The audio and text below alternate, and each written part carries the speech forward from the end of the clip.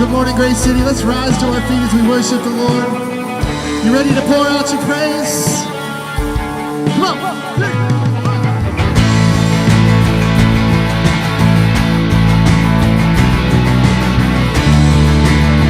You sing it out. Let praise be the weapon. Let praise be the weapon that silences the enemy. Let praise be the weapon that conquers all anxiety. Let it rise. Let praise arise. We sing your name in the dark and it changes everything. We sing with all we are and we claim your victory. Let it rise. Let praise arise. Let it rise. See you break down every wall and watch the giants fall. We cannot survive when we praise you. The God of breakthroughs on our side, forever lifted high. With all creation cry, God, we praise you. Oh, we praise you.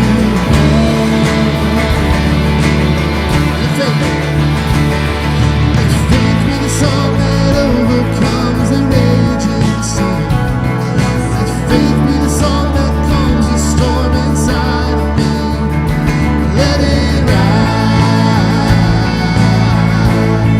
Let faith arise. Let it rise. We'll see you break down every wall. We'll watch the giants fall. We cannot survive when we praise you. The God of breakthroughs on our side, forever lifted high. With all creation cry, God, we praise you. Oh, we praise you. Oh,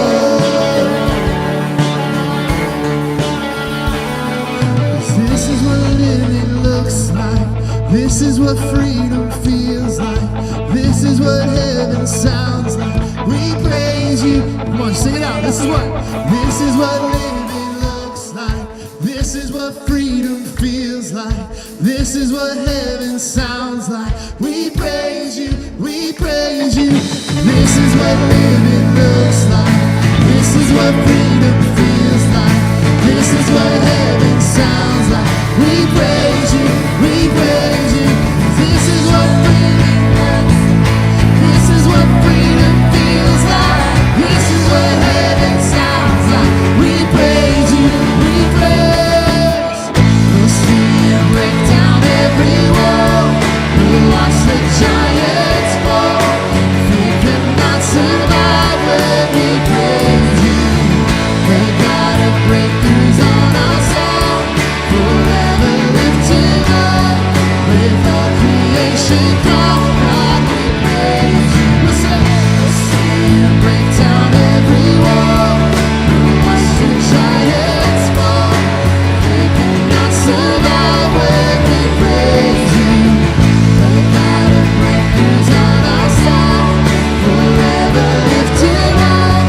With all creation cry, God, we praise you. Oh, we praise you. Oh,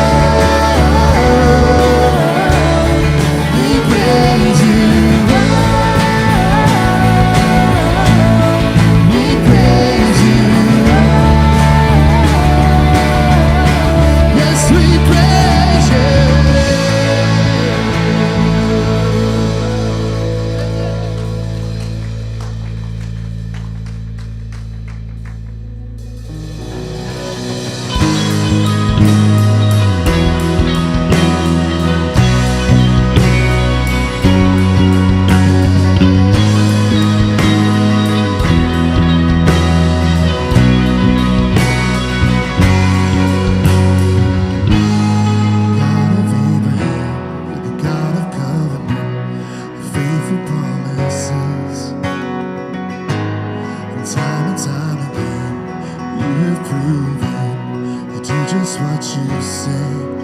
When the storms may come and the winds may blow, I'll remain steadfast and let my heart learn. When you speak a word, it will come to pass. Great is your faithfulness to me. Great is your faithfulness to me.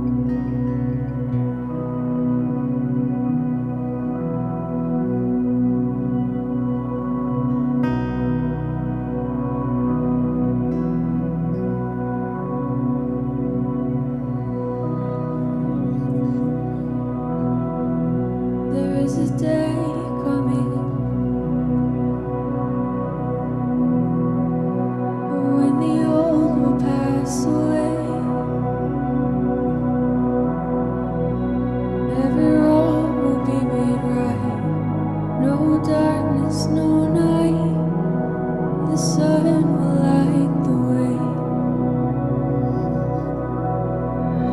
There is a king coming,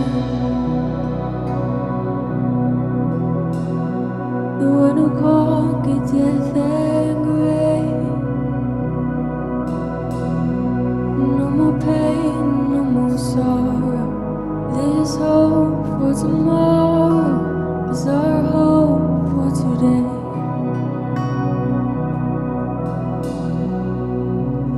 He who was, he who is, he who was, he who is, he who is to come.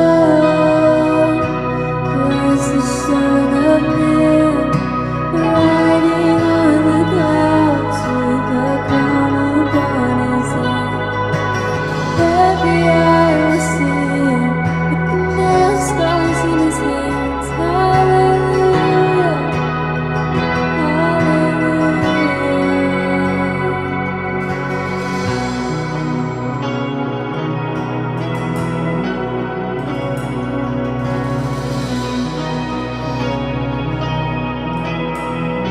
There's only one way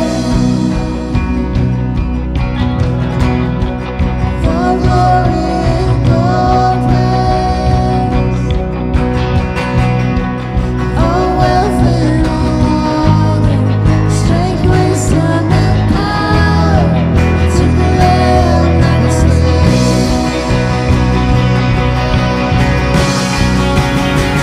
Who is to come?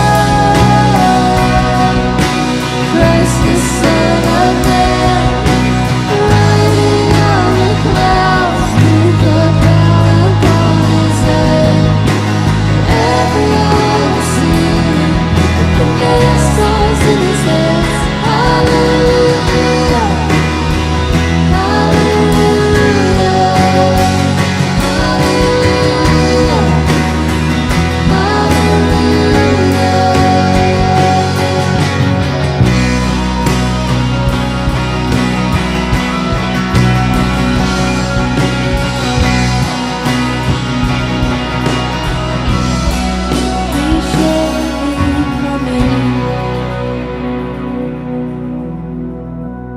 oh, can you feel it too?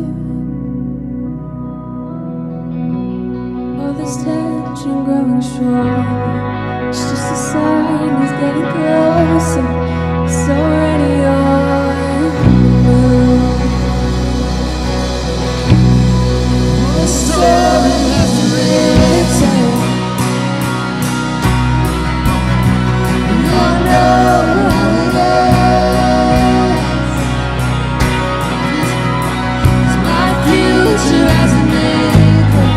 My eyes are on the Savior. He's coming back again. He's coming back again. It's He who is to come. Christ the Son of Man, riding on the clouds with a crown upon his head. Every eye will see him with the nail scars in his hands. Hallelujah, hallelujah. He who is to come.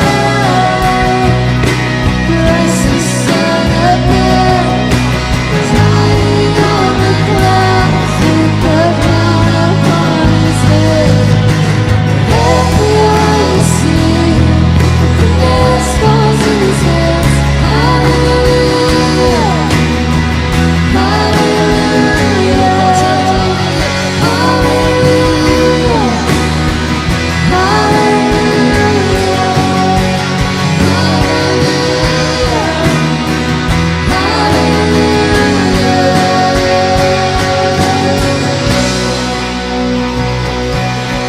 Let's lift up a hallelujah this morning.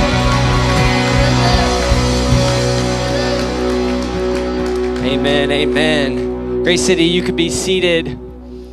Well, hello, everyone. Welcome to Grace City. Hope you are having an amazing day. We're so glad that we get to worship with you right here on this beautiful Sunday. And as you came in, you should have gotten a worship guide. And inside that worship guide is a Connect card. And we would love to connect with you. Whether you've been coming here forever or this is your first time, let us know how we can be connected to you. Fill that out as much as you feel comfortable filling out. Let us know how we can be praying for you or how we can help you take next steps, or maybe even just how we can maybe connect with you during the week or help you get connected around here at Grace City. And then as you leave today, you can drop those in the black boxes right next to the double doors as you leave. Also, I think we have a QR code that you can scan to do it digitally as well. But a couple announcements that we have. We're in January, and we have just an exciting month ahead of us when we are right now in the midst of our 21 days of prayer and fasting. And so it is not too late to jump in. If you are doing it, that is awesome and great. I know that I am, and it has been a blessing for me. But you can jump in. You can go to our website at www.wearegrace.city, and you can get more details there, or I know you can connect with one of us. Or Miss Sandy, we can get you in on the 21 days of prayer. We've also got a couple of, if you didn't know, we've also got a couple women's Bible studies and a new opportunity that's starting up. We've got one on Wednesdays at 10 to 12, and they're going to be starting a new series on January 14th. It's right here, right there at the couches in the back corner. It's a great opportunity for women to come together and jump in that. And then also, we've got one that starts on the 27th. It's Tuesday nights. It's at 6:30 to 8 o'clock, and that is at Miss Deb Christensen's house. So if you want more details, you can go to the welcome tent. They can get you there. You can even just talk to Miss Deb. She can get you connected with that, but it is rooted in Christ.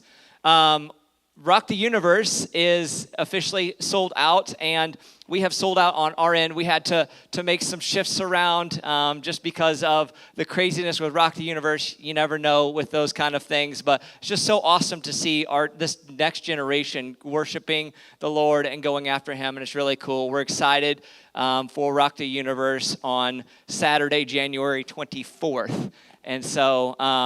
If you've registered and you need any more details, then come talk to me. Come see me afterwards, and we'll get you connected there. And then lastly, we have the table that's going to be starting back up in February. February 4th is our first one. We're super, super excited for that. We've taken January off, and we're going to be jumping back in February, and we're super excited about that. If you've never been to the table, or you have, it's a great opportunity to come on Wednesday nights. We share a meal together. We just have an opportunity right in here where we stay connected with each other and just share an awesome meal, and then go into our respective groups across with kids and students and adults. It's just a great opportunity, and you can register right online to give us a head count if you are planning to come and enjoy that night with us. But that is all the announcements that I have. If you want to stand up, say hey to a neighbor, give them a hug or high five, we'll continue on with our service.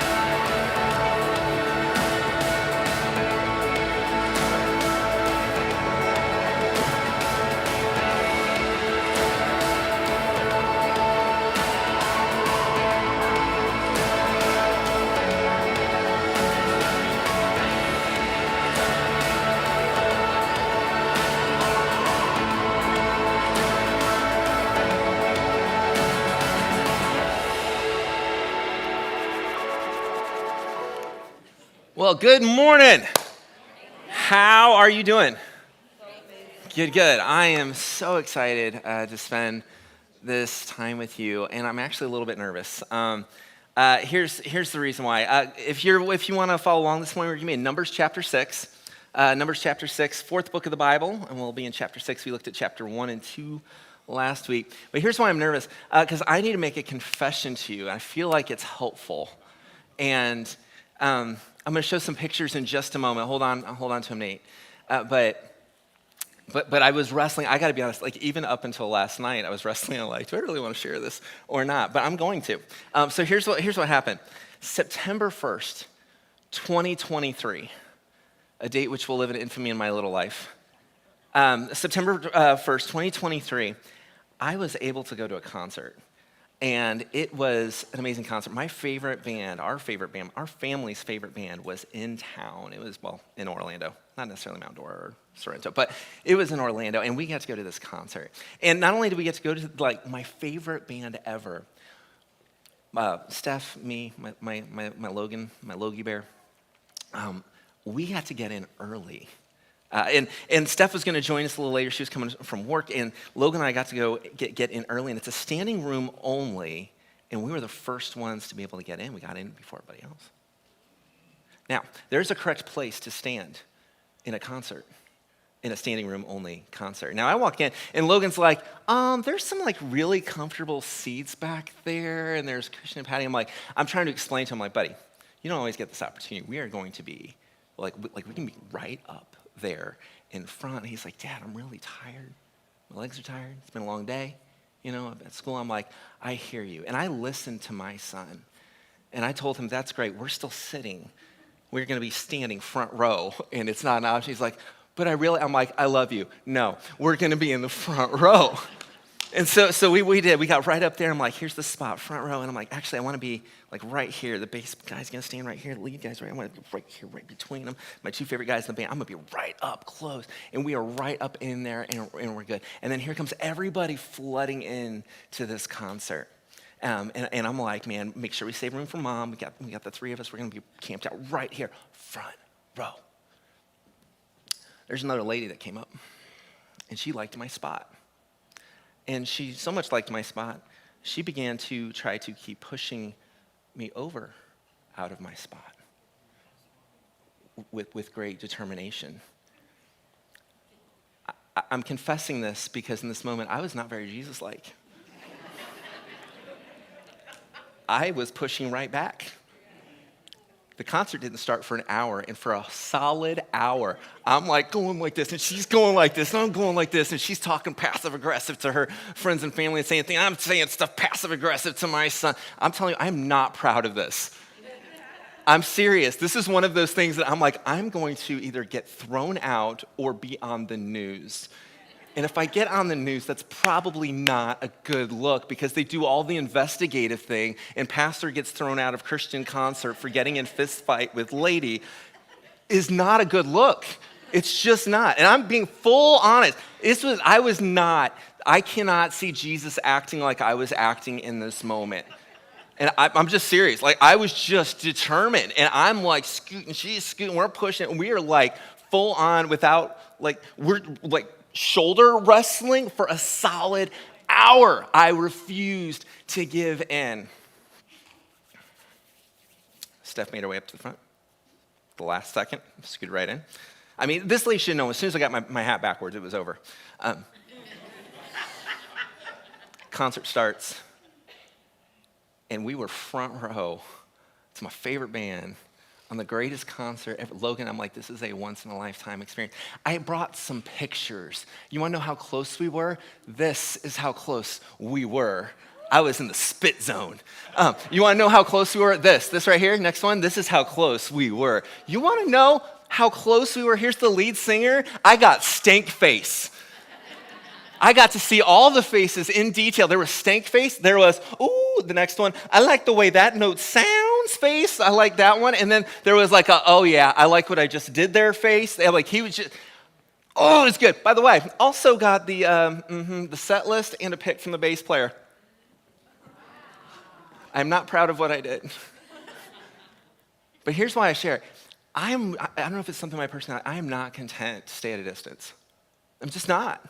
Like, I want to be up close and right in the mix. I'm a front row on the roller coaster kind of guy.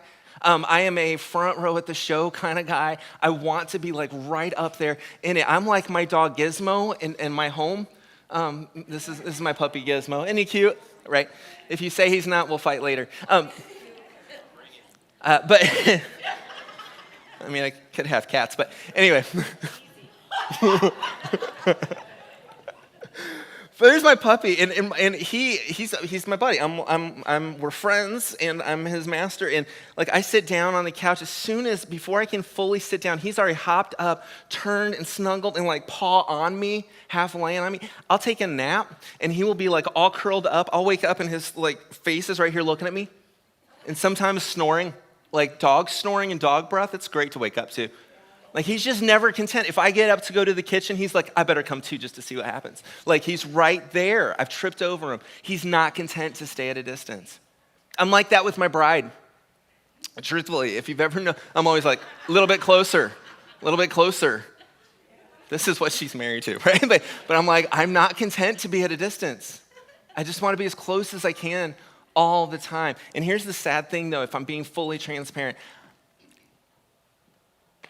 then why am I sometimes content to stay at a distance with God?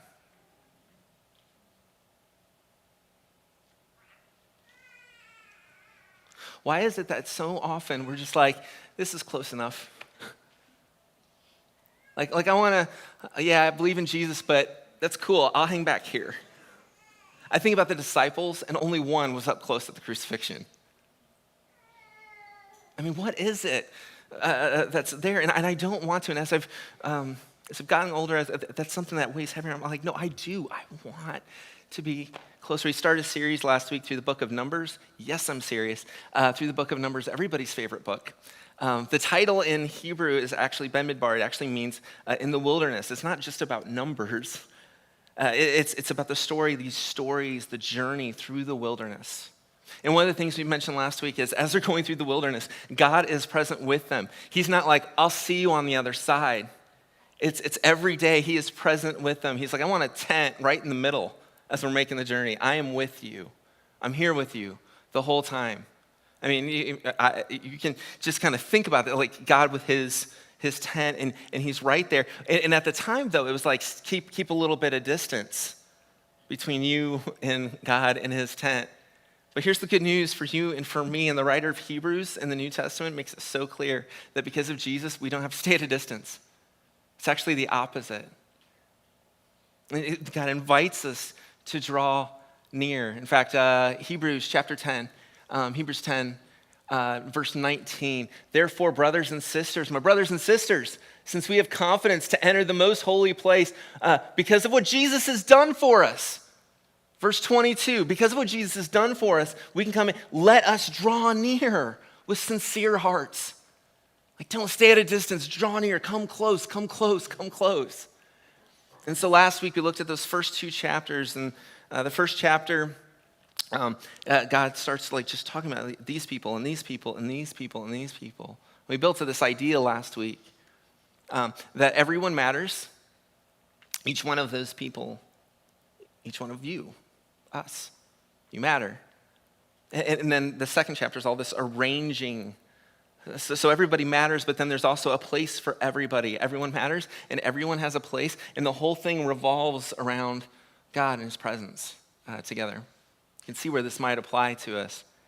Actually, I said we're going to be in chapter 6. Just so you know what happens like the first 5 chapters, here's a quick summary. Chapter 1 is essentially the head count. It's literally lift each head, take a good look at each one. Chapter 2 is the seating chart. It's you're going to be here, and you're going to be here, and then you're part of this clan here, and you're part of this tribe here. And then chapter 3, it talks about the Levites, these people that they weren't better than everybody else, but they were given this special task to remind and protect and just like the holiness of God, to not take it for granted, and to make sure that was, and to help guide the people in worship to the Lord. Chapter 4, it breaks down the Levites into 3 more kind of categories: the Kohathites, the Gershonites, and the Merarites. Just fun fact, by the way, if you want to know what those mean, Kohath means together. That's what the name means. Gershon means like a stranger, a foreigner, a refugee. And Mar is like bitter, like the Mar herbs during Passover. You say, those are some interesting names. Why is that important? Think about it for a second. Even built into those names is this idea that you were once strangers. And you remember the bitterness of what that was like. But God's brought us together, and we're together now. I mean, that would even frame the way they would see strangers and people that were foreigners and people that were different among them, to be constantly reminded in our worship of the Lord that you were a stranger, but he brought you near. So there's chapter 3 and chapter 4, and then chapter 5, Moses starts talking about purity, and God gives these purity rules. And then chapter 6 is where we're going to be into today. Chapter 6, verse 1. Are you ready? Yeah. Because it's going to happen. Actually, Numbers chapter 6, verse 1. The Lord said to Moses, I just want to pause for a second. God's speaking to Moses, and I believe God speaks through us through his word. The Lord said to Moses, I would think Moses would want to hear what God has to say, and the people want to hear what God has to say. And here's my question. Do you want to hear what God has to say this morning? Not my words, what God has to say this morning.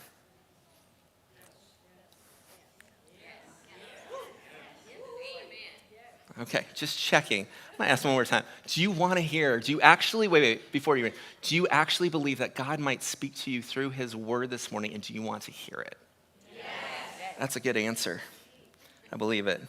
The Lord said to Moses, and he said to the people, and he says to us, verse 2, speak to the Israelites and say to them, if a man or woman wants to make a special vow, a vow of dedication to the Lord as a Nazirite. Now, some of you are going to be maybe familiar with this text, this concept, this vow. Some very vaguely familiar. You're like, I feel like I've heard of this. And some, this is going to sound very strange, this whole chapter. But we'll see how it applies to you and to me. Because I believe God has a message through it. It says, verse 2, speak to us. If a man or woman wants to make a special vow. So real quick first, if and want, is this something that's commanded or is this something voluntary? Yeah. Like if you want this. If somebody wants this, but it's if a man or woman, is this open to who? Everybody. So there's an invitation to everybody if you want this. It's not commanded, it's an invitation though. If a man or woman wants to make a special vow. Now, the word special there is the Hebrew word Pele. Here's a picture of Pele. Greatest soccer player of all time, arguably, not arguably. Anybody? Okay. That's Pele. That's not the Pele we're talking about. Here's the Hebrew word, Pele. Just so you understand, when the word special there, Pele, where it shows up in other places, I think I'll give a little bit more informed, broader, more vivid understanding of what's happening here, what this is saying. So here's a couple places. Judges 13. To the one who, about 2/3 down, to the one who works wonders. The word there is Pele in Hebrew. So Pele is this something wonderful, wondrous, like just wow. Wow. Isaiah 25. Isaiah 25. Lord, you are my God. You have done wonderful. You've done Pele things. So again, wonder, wow, awe, just wow, wondrous, wonderful. Psalm 77, verse 11. I will remember the deeds of the Lord. Yes, I will remember your Pele. What's the word? Miracles. There's something, wow, wonderful, wondrous, miraculous even, special, unique. In fact, if you looked up how this word is translated in our English Bibles, here's what you would find. Here's a Bible dictionary definitions for you. Something that's beyond one's power. Difficult to do, difficult to even understand, extraordinary, amazing, inspire wonder. Just something, wow. This is a wow vow. This is a vow of wow. And it's a Nazirite vow. Nazarite, just to give you, again, a little bit of an understanding of like what kind of miraculous, wonderful, wow kind of thing are we talking about. The most famous Nazarite, usually this was a period of time, but the most famous one in the Bible was the Nazarite for life. His name's Samson. Here's Samson, Judges chapter 15. It says, here's what Samson did. Finding a fresh jawbone of a donkey, he grabbed it and struck down 1,000 men. Then Samson said, with the donkey's jawbone, I have made donkeys of them. That's kind of funny. With donkey's jawbone, I make donkeys of them. If you're reading in King James, it's even more, yeah. You get it. With the donkey's jawbone, I have killed 1,000 men. He's like, man, yeah, something wow, this Nazarite, this wow vow, and he was a Nazarite, and so much so he just took like the jawbone of a donkey and just look at all that accomplished there. I feel like a picture of a donkey would help. I got you, bro. So here's the question with this wow vow. Here's what it really is. It's an invitation. It's voluntary, and it's open to everybody. And here's the invitation. Basically is this. Here's how we might say it. Do you want to experience something extraordinary? Do you want something wow, something unique, something extraordinary? It's not commanded. Something be like, it's almost difficult to wrap your mind around. It's not going to be easy. There's some difficulty to it. Do you want something like, we would even say miraculous, something wonderful, something awe-inspiring?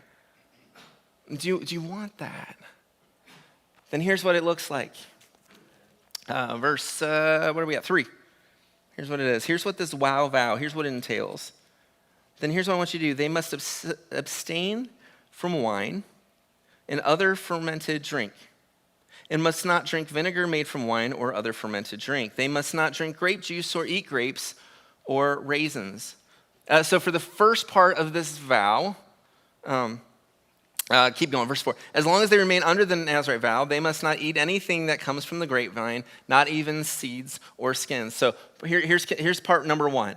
You want to take this wow vow, then abstain from anything, not just like from any wine. So note that, and anything even remotely connected, any grapes even, or raisins, or craisins, or what, like just stay away from any of it whatsoever. And you might think like, okay, I can kind of understand why. I mean, there's places in Scripture where, like we thank God for the fruit of the vine, and Paul even tells, like in the culture, Paul tells Timothy, drink some wine, it's good for your belly, it's actually going to help you. Jesus turns water into wine. It's used in celebration. So what would this entail? Well, this would be saying no to a lot of that. And just kind of as a side note, you and I both know, like there's like this, we even use this word sober. So part of this thing would be to say no to some of those things. So a very sober living, you might say. Here's Ephesians 5. Paul says, don't get drunk on wine. Don't let that have control over you. Instead, be filled with the Spirit. But part of this vow is, I don't even want to go near it. It's not even just not being drunk. I'm just going to eliminate that from my life. Proverbs 20, by the way, wine is a mocker and beer a brawler. Whoever is led astray by them is not wise. Again, don't be controlled by it. But part of the vow is, I don't even want to go near it. I'm just going to eliminate that from my life. It's a voluntary thing, but part of this, I want to be so just locked in and sober. I'm going to let go of that for a season. So that's the first one. Second one, by the way, just kind of cool, just because as we were worshiping today, one of the other reasons, I was reading some rabbinical texts that was talking about this, that one of the things is that wine and fruit of the vine was associated with this idea of being settled and reaching the land of promise. And so part of not partaking here was a reminder that that I'm not home yet. And so as they went about their lives, and this would mean I can't take, maybe everybody's celebrating, and I'm not going to do that because I'm not home yet. And because I want to live very sober, and because this is a part of this commitment that I've made. Let's keep going. Verse 5. During the entire period of the Nazarite vow, no razor may be used on their head. Some of us don't have that much. Okay. They must be holy It's not funny, Thomas. They must be holy unto the Lord. The period of their dedication to the Lord is over. So again, this is a period. This is a set time. And during the entire time, they must let their hair grow long. So no trips to the barber. Second condition of the Nazirite vow. First one, grapes, the vine. Second one is no trips to the barber, no haircuts. Just let it grow wild. Don't let anything stop it from growing. Maybe we would say that way. In fact, Nazirite vow, this is the most central piece. It would be the most obvious piece, right?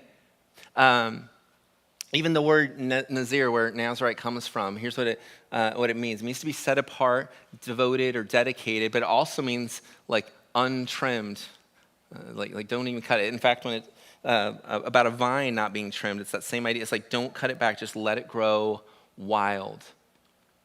So during this period, just don't even stop it. Just let it grow. You don't want anything getting in the way of letting it grow. And as long as this period would be, by the way, I have a picture of a Nazirite, just so. This is 2 references to the Addams family in 2 weeks. I'm feeling pretty good about that. Number 6.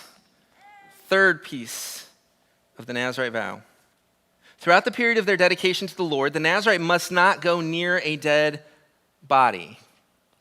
That's the third one.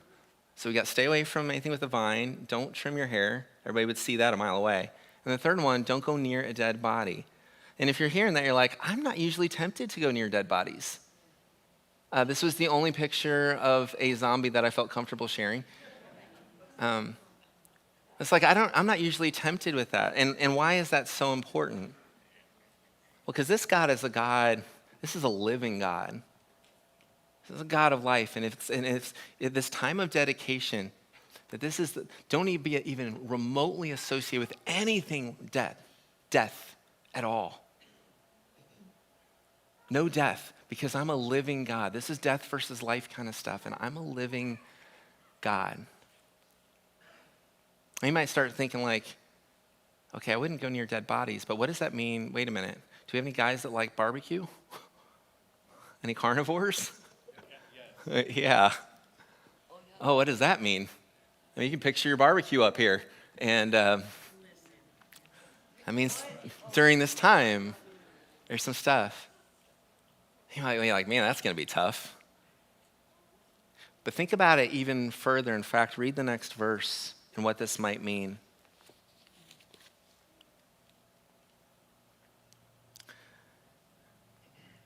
Even if their own father or mother or brother or sister dies, they must not make themselves ceremonially unclean on account of them, because the symbol of their dedication is on their head.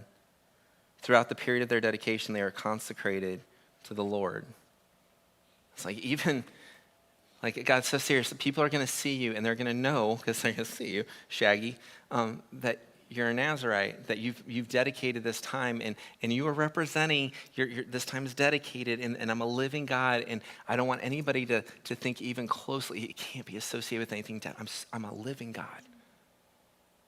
I'm the author and giver of life and life more abundantly at that. And so this would be a pretty significant commitment, wouldn't it? I mean, I'm just being honest. I've got a couple members of my family right now that I'm pretty sure Christmas, maybe the last Christmas, that is a pretty significant commitment. And these are the 3 big stipulations here that are listed off. A lot of symbolism, a lot of practicality. And so naturally the question you're like, during this whole period, okay, well, how long is this period of time? Here is the sarcophagus. Here's the tomb of Queen Helena. Queen Helena, it's actually in the Louvre. She was a famous queen. She was a convert from a pagan belief. She became a convert. She's noted in history as being extremely generous. Radically changed. It's very clear God was at work in her life. And she decided to take a Nazirite vow of 7 years. 7 years. Can you imagine 7 years living like this? But it gets deeper. Dr. Ellen Frankel, and you can find this several different places, Queen Helena vowed to become a Nazarite for 7 years. When she came to settle in the land of Israel, the rabbis ruled that the first 7 years were invalid and required her to remain a Nazarite for 7 more. Sorry, those 7 years didn't count. And she said, okay, so she started over again. At the end of these 14 years, she happened by chance to become ritually impure. She continued her vow for yet another 7 years. 21 years. You signed up for 7 and now you're on 21. Wow. I mean, 21 years. That was an extraordinarily long one. Again, sometimes there were Nazarites for life. The shortest that I found is about 30 days, a little over a month, somewhere in that neighborhood. People who take this period of time doing that. And so what does the end of it look like? Verse 13. Verse 13, and in between there's like, hey, what happens if you mess up? And it's like, okay, come in, do a sacrifice like Queen Helena, and then start over. It's okay. Yeah, then we'll start fresh. New day. But at the end of it, verse 13, now this is the law of the Nazarite when the period of their dedication is over. They are to be brought to the entrance to the tent of meeting. There, they are to present to, and check this out, they're there to present their offerings to the Lord. A year-old male lamb without defect for a burnt offering, a year-old ewe lamb without defect for a sin offering, a ram without defect for a fellowship offering, together with their grain offerings and their drink offerings, and a basket of bread made with the finest flour and without yeast, thick loaves with olive oil mixed in, and thin loaves brushed with olive oil. The priest is to present all these before the Lord and make the sin offering and the burnt offering. He's to present the basket of unleavened bread and is to sacrifice the ram as a fellowship offering to the Lord together with its grain offering and drink offering. In case you're wondering, that's a lot. Here's the list. That's not a small commitment, is it? This would have been extremely costly. Extremely costly. In fact, there was a special fund that ended up being set up in the temple for people that needed help doing this. The cost here and the offerings here, this was more than even the priests would do and would give. Again, is this required? No, it's voluntary. It's like, man, and then this, and then this, and then this, and then this, and this, and this. Extremely costly. You didn't just, oh yeah, I think so. And then here we go. Then at the entrance to the tent of meeting, the Nazarite must shave off the hair that symbolizes their dedication. They're to take the hair and put it in the fire that is under the sacrifice of the fellowship offering. So it ends with that hair is shaved off and it is now offered as sacrifice and it's actually burnt up. I don't think that would smell great. In fact, I think that might be the worst smell ever except for maybe this. It's up there. I'm not even making eye contact.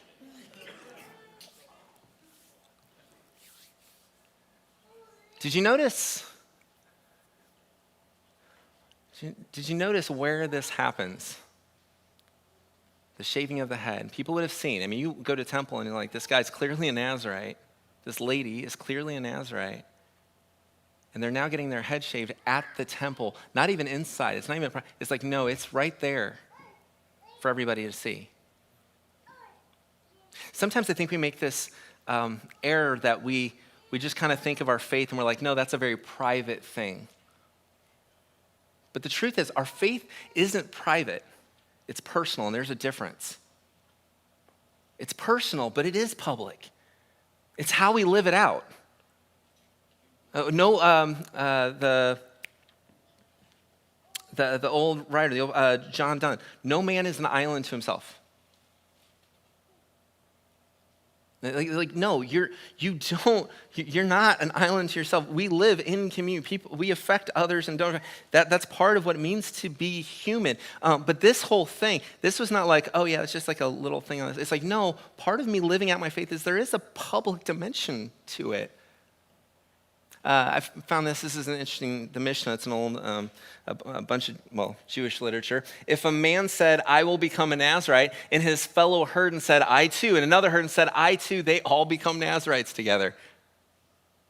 I mean, you can imagine how powerful, like an image of this. You go to temple, you go to the tent of meeting, you go, and you see Shaggy over there, and he's just,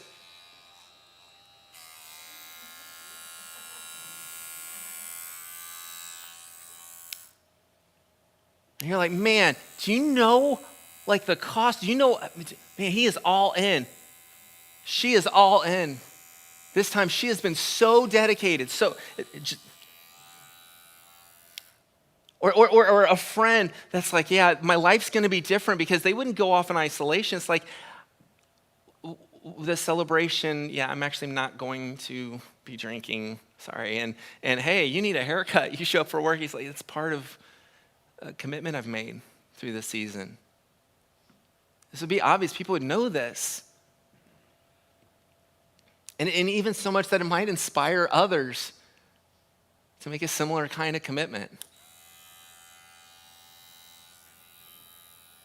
Not too long ago, they found archaeologists found this ancient piece of pottery. The inscription of it was at a temple, and the inscription of it specifically talked about offering hair as an act of worship.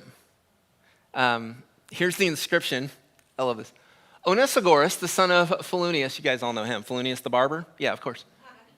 Dedicated me and many others, and this was well-pleasing. This was an act of dedication and worship celebration. Why? Because our faith is personal, but it's not private. It's not private. Yesterday, I had the privilege of celebrating a friend's birthday, my friend Nan. I'm not going to point her out. Yesterday, I got to celebrate as part of a birthday party, a surprise birthday party for my friend Nan. And I would never want to embarrass Nan, so I will not point out Nan. I would never do such a thing. I would never point out. I have a habit of like not asking or telling women's ages, but I'll just tell you, the room had a lot of 8-0 everywhere, and I'm like, I think that was just purely coincidental. I don't think that had anything to do with Nan celebrating her 25th birthday. Nan's an amazing human. If you don't know Nan, among a billion things, she heads up our homeless ministry, and so she's usually in the first service, and then she'll head out, and they go out and serve. And it's limited just to that. Nan has served in big and small ways, literally across the entire world for decades. The big things and the small things. We were sharing yesterday, and the first one that wanted to share was my little 8-year-old Rye guy, and he's like, I was so glad about the time you came over to take care of me. And at the same time, like different organizations, or orphanages in Namibia and schools in Namibia, like she serves everywhere. And I was talking to Nan, not yesterday, but the day before, and I looked at her, and I have a stellar way with words sometimes. I said, Steph and I were talking about you behind your back. And she said, oh? I said, yeah. And here's what we concluded. You're not normal.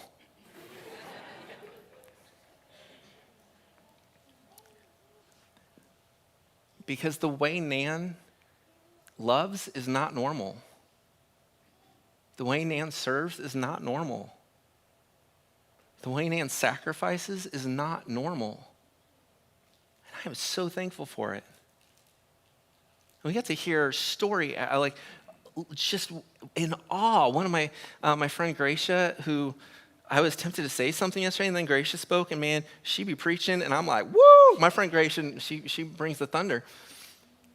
But Gracia was sharing about how when Gracia's skin color, it isn't the same as mine, and how when she got into teaching, she said, not a lot of people respected me, but they respected you, and you were so kind and supportive, and you respected me, and it led the way.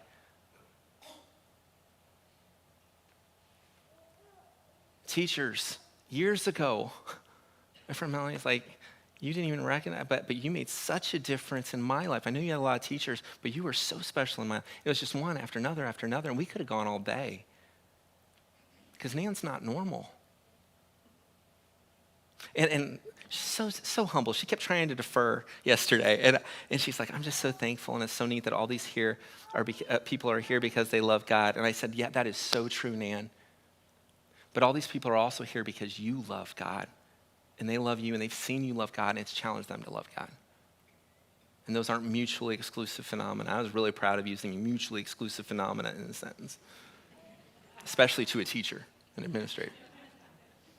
A.W. Tozer once said this, there are rare Christians whose presence incites others to be better Christians. He said, I want to be that kind of Christian. Nan's been like that for me and for many of you. Now,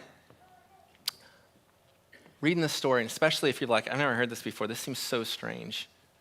This seems archaic. Shaving hair at the temple, and it seems so weird, so strange, so old, so long time ago. And you're right. This year is the 250th birthday of our great nation. Did you know that? Yeah, kind of crazy. Like, you ever think of what life was like back then? 250 years ago was a very long time, would you agree? It's like, what does that have to do with us today? I mean, granted, we're in the country, but we dressed a bit different, we acted a bit different, and they didn't have iPhones or the internet or color TV or indoor plumbing. Like, you can go down the list, right? It's like they're very different. Here's what's interesting. When this is being written, when Numbers is written, it's the time of Jesus. Anybody want to guess how long that was? Good answer. A long time. Close to 1,500 years. So we're like 250 years was a long time ago. But from the time that was written to the time of Jesus, 1,500 years. Here's what's interesting. If you open up your Bible in the New Testament, here's some things you might notice and sound familiar. Acts chapter 18, verse 18. Paul stayed on in Corinth for some time. He left brothers and sisters and sailed for Syria. He was accompanied by Priscilla and Aquila. Before he sailed, he had his hair cut off because of a vow he had taken. Sound familiar? 1,500 years later. By the way, Josephus and historians, that this was actually a very popular thing during the first century. 1,500 years later, people were doing it. There's something compelling about it. There's something like, yeah, I do want to draw near. Acts chapter 21, speaking of Paul, here's what they told him. There are 4 men with us who have made a vow. Take these men. Again, they together were so in it together. They made this commitment together. They, join in their purification rites and pay their expenses so that they can have their head shaved. Sound familiar? A vow with head shaving, and yeah, 1,500 years later. Interesting, isn't it? And here's how it ends. This is the law of the Nazarite. This is the law of the Nazarite, who vows offerings to the Lord in accordance with their dedication, verse 21, in addition to whatever else they can afford. You're like, hold the phone. I saw the list earlier. That list was crazy. That's like all you've got. And then here, yeah, in addition to whatever else they can afford, they must fulfill the vows they have made according to the law of the Nazarite. And so here's the question I just want to ask for you and for me today.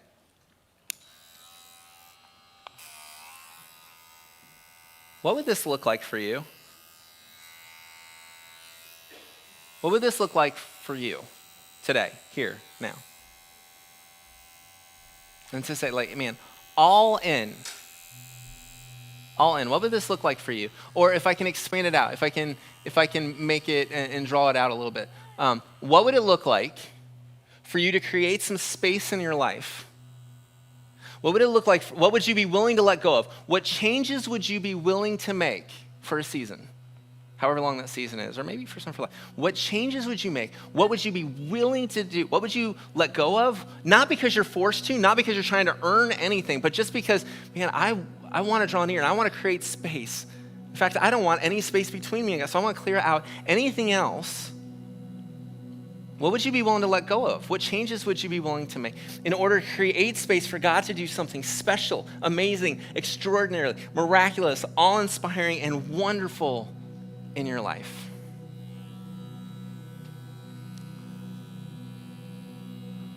I mean, one of the questions I was like, what would it cost somebody to do this?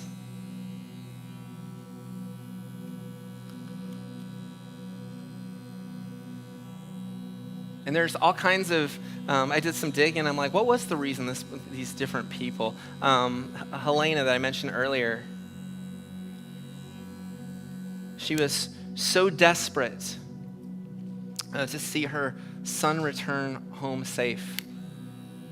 This was a commitment, a vow she made. Berenice, the wife of Herod, made a vow, made a Nazarite vow after she was healed, just out of amazing gratitude because God had healed me. I'm not trying to earn anything. I'm just so grateful he healed me. And I just want to set aside a time to just really just celebrate what he's done. I don't care if anybody thinks whatever. Like, I want to celebrate he's healed me.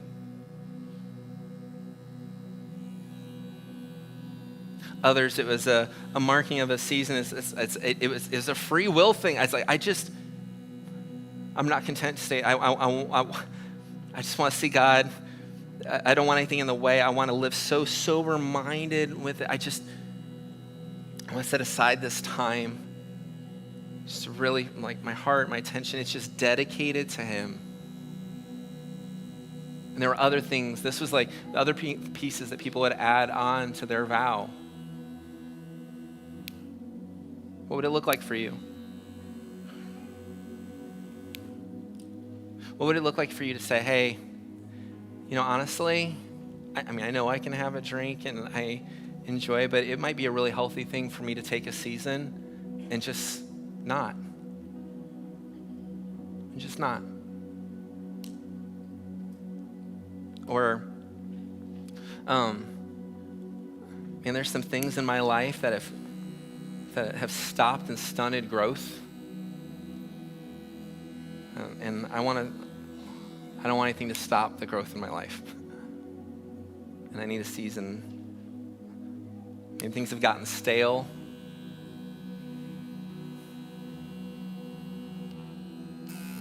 Just kind of settle in. I was like, no, I just want to dedicate some time to the Lord. And just all in, not because I'm forced to, not because I'm trying to earn anything, but because I'm grateful, because it's not that I need to get his attention. I need my attention on him. It's been so cool. This last little season, I was talking to a couple guys this week, and we've got some really awesome, I know we mentioned women's groups earlier, we've got some really awesome guys groups as well. One guy said, hey, I just got a new Bible. It's big print. I'm like, I'm with you, man. I'm almost a giant print. He's like, I just want to be really intentional about this time in the scripture. Like, I want to know more what the Bible says. Another one of my friends this week said, hey, that I'm trying to make a commitment because I really want to be at the campfire. It's important to me, just that space. And I just want to commit to try to be there every time. There's people all over this room that have committed and signed up for 21 days, and you're like, oh man, I missed it. No, go ahead and join. Or maybe you signed up and then day 3, you're like, oh shoot, well, forget it. And maybe today it's like, you know what, I'm gonna start over. I wanna create space to hear God, to focus my attention on him, to eliminate distractions. Or maybe some of the things in your life. By the way, the don't go near death. It was taught and it was understood, don't even look at it. Maybe if you're being honest, if you're really looking, you're like, yeah, I've been really content. Like, God's there and I'm here, and I'm comfortable with these seats. But maybe, just maybe, if you're honest, you're like, man, the things that I've let in my eyes, oh, be careful, in my ears, there's a lot of just death, and it's not like this living God. The things I'm listening to or the things I'm looking at, I don't know. I want to create some space for this amount of time. And I just want to say, man, this season, I had a friend the other day, again, another friend, he's like, man, I just put off social media for this season. There's so many voices. A friend of mine named Andy said recently, why is it that the most divisive voices in our country are the ones that we amplify and listen to and tune into the most? It just makes us more angry, more hurtful. And so my buddy was like, man, I'm just eliminating social media and sugars.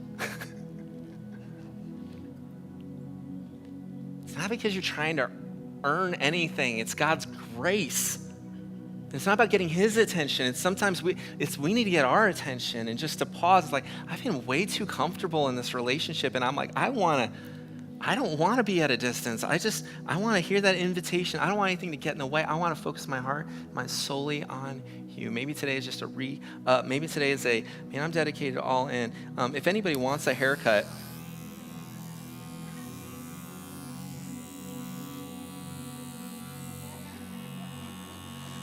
I just got a haircut another day. But I think what might, it is beautiful, by the way. I think what might be most meaningful, though, and our team's going to come up, we're going to close in worship, is God's always been after our heart. And so that's why I'm asking the question, what would it look like for you?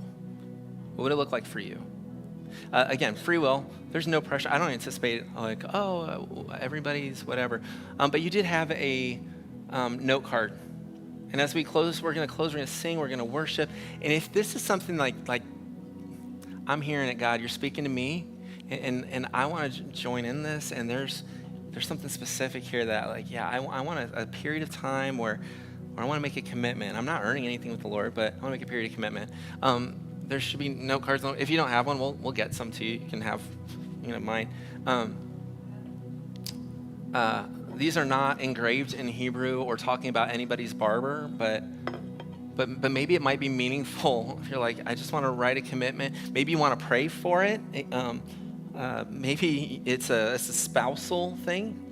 There have been times in our lives where Steph and I, in order to create space for generosity, instead of being like, that we're like, let's say no to some of these things and taper down to create space in our budget so we can be more generous. Maybe it's a couples thing, like we want to create space to be more generous. Again, you're not earning anything. But there is, I do love this public, like, hey guys, I'm making a commitment today. And you can just write whatever it is, and if the bowls are empty afterwards, that's fine. If they're overflowing, if anybody wants a haircut, I got clippers. And you can just drop it up as we're worshiping together, and then we'll close in a couple moments. But can I pray for you? And then let's worship our King.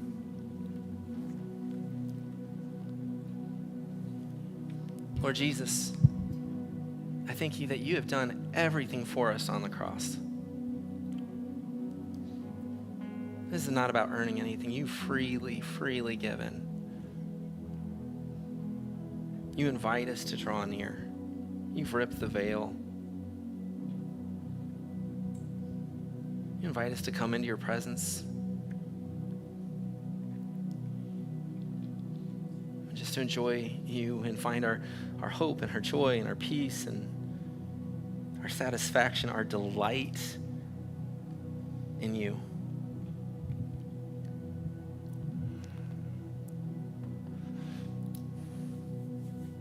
And God, I pray for this time. God, as we just pause and we think about different ways we can create space to keep our hearts and our minds and our eyes and focused on you, God, I pray you're honored by it. We love you, Jesus. It was never really about our hair. It was about our hearts. So we lay it all before you, God. You gave everything to us, and I think of those words from Paul. I beseech you, I beg you, I plead with you to offer your whole selves as a living sacrifice. And when we look at your sacrifice, that we offer ourselves as a sacrifice in return.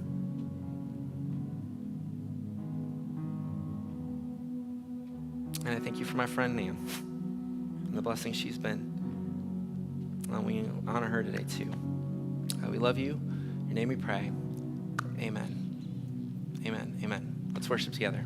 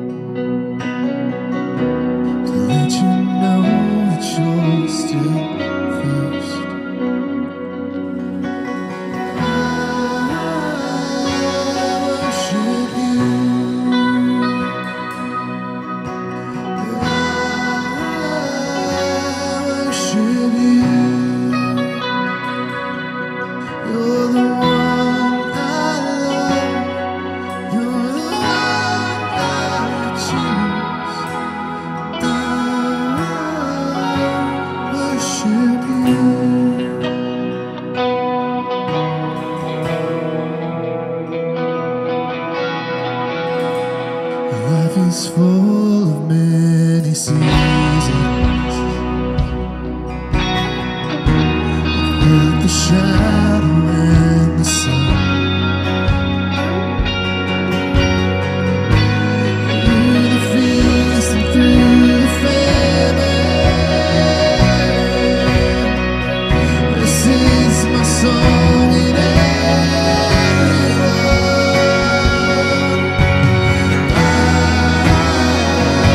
I worship you. Yes, I worship you. You're the one I love. You're the one I choose. I worship you. Oh, worship.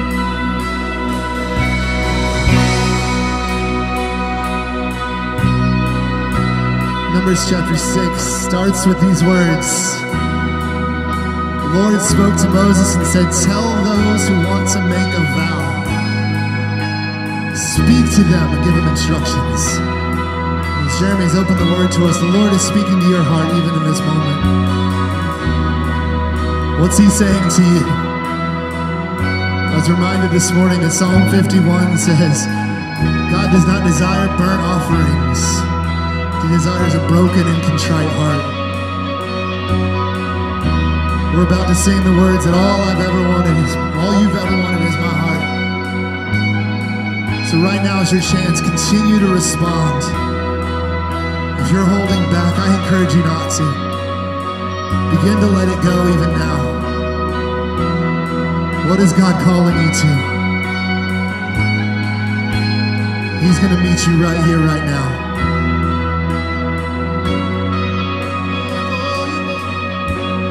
All you've ever wanted was my heart. Here it is, here it is. Lay it all on the altar. What are you laying down, church? If all you've ever wanted was my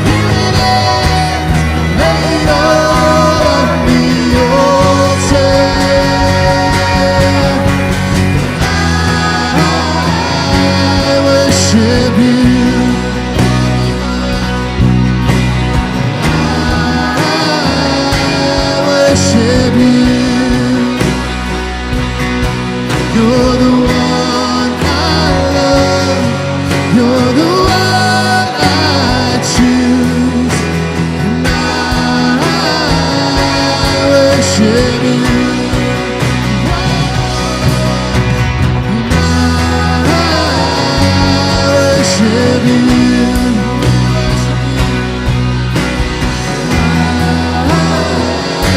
Worship you. You're the one I love. You're the one I choose. You're the one I love. You're the one I choose. You're the one I love. You're the one I choose. And I worship you.